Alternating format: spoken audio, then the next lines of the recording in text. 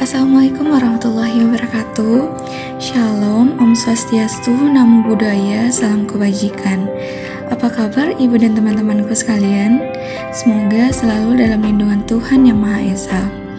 Baik, dalam video kali ini kami akan menjelaskan topik 10, yaitu perkembangan moral dan spiritual peserta didik. Adapun beberapa pencapaian pembelajaran dari topik ini adalah: yang pertama, mahasiswa mampu mendeskripsikan pengertian moral dan spiritual. Yang kedua, mahasiswa mampu mendeskripsikan konsep perkembangan moral dan spiritual peserta didik menurut Holberg. Dan yang terakhir, mahasiswa mampu mendefinisikan konsep perkembangan moral dan spiritual dalam pembelajaran. Baik, langsung saja kita menuju penjelasan materinya. Baik, saya Anissa Nursyabani akan menjelaskan materi pertama, yaitu pengertian perkembangan moral dan spiritual. Yang pertama, mengenai moral. Nah, dalam Kamus Besar Bahasa Indonesia atau KBBI, kata moral sendiri diartikan sebagai akhlak budi pekerti atau susila. Sedangkan menurut Imam Soekardi yang dikutip dari Jurnal Kependidikan tahun 2021 karya S. Rizal, bahwa moral adalah karakter yang dicirikan kepada sesuatu baik dalam masyarakat melalui nilai-nilai yang diterapkan bersama. Artinya bahwa moral adalah kebaikan-kebaikan yang sesuai dengan ukuran-ukuran tindakan yang diterima oleh masyarakat atau umum, meliputi kesatuan sosial maupun lingkungan tertentu. Nah, maka dari itu, moral selalu dihubungkan dengan adat istiadat suatu masyarakat. Yang kedua yaitu spiritual. Nah, dalam Kamus Besar Bahasa Indonesia atau KBBI, spiritual berhubungan dengan sifat kejiwaan baik rohani atau batin. Sedangkan menurut Nasih Ulwan yang dikutip dari Jurnal Kependidikan dan Keislaman karya Rahmat Rifai Lubis menyatakan spiritual merupakan proses memperhatikan anak dari segi murakabahnya kepada Allah Subhanahu wa Ta'ala, yakni dengan menjadikan anak merasa bahwa Allah selamanya mendengar bisikan pembicaraannya, melihat setiap gerak-geriknya, dan mengetahui apapun yang dirahasiakan dan dibisikkan. Jika hal ini terjadi, maka anak pun akan mempunyai perasaan bahwa Allah mengetahui apa yang terjadi di langit dan di bumi. Nasih Ulwan mengatakan, mengingat hal ini jarang sekali dimiliki oleh anak-anak di zaman modern dan mereka lebih terasa intelektualnya ketimbang spiritualnya, sehingga mereka kerap kali minim kepercayaan terhadap hal gaib, termasuk akan keberadaan Sang Maha Pencipta. Nah, untuk itu, konsep spiritual harus tetap ada, sebab fitrah harus dibentuk dalam diri anak sejak usia dini. Fitrah akan semakin mengarah kepada kesucian dan tingkat kesucian inilah yang mengantar perbedaan kecerdasan spiritual seseorang. Baik, ibu dan teman-temanku sekalian, bisa kita lihat bersama next slide-nya, terdapat 2 buah gambar. Nah, untuk gambar yang pertama merupakan contoh perilaku yang menerapkan nilai moral dalam kehidupan, yaitu peserta didik membuang sampah pada tempatnya. Hal ini perlu diterapkan kepada peserta didik bahwa kita tidak boleh membuang sampah sembarangan dan harus membuangnya pada tempat yang telah disediakan. Hal ini bertujuan agar lingkungan kita tetap bersih, indah, dan tak tercemar. Nah, untuk gambar yang kedua merupakan contoh dari perilaku yang menerapkan nilai spiritual dalam kehidupan sehari-hari, yaitu beribadah menurut agama masing-masing.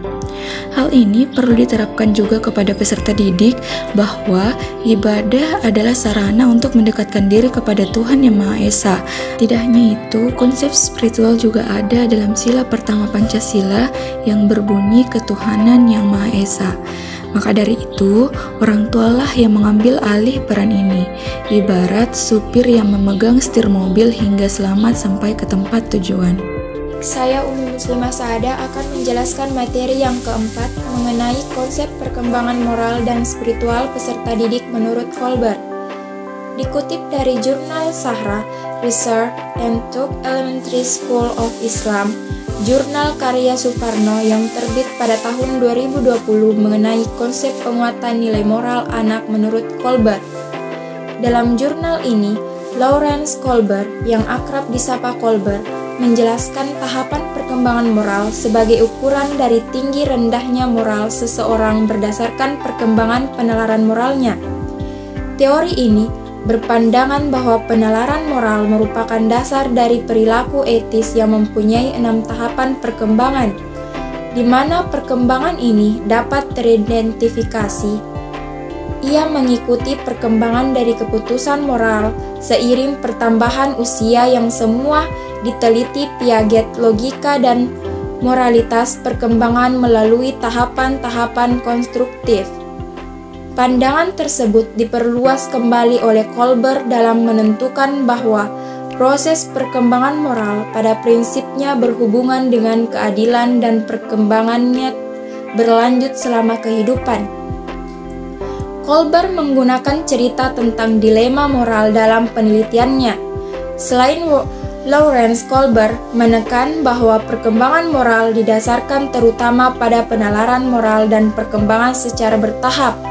Adapun kunci dari konsep menurut Kolber antara lain internalisasi, yakni perubahan perkembangan moral adalah perubahan-perubahan perilaku yang terjadi dalam kehidupan anak berkenaan dengan tata cara, kebiasaan, adat, atau standar nilai yang berlaku dalam kelompok sosial.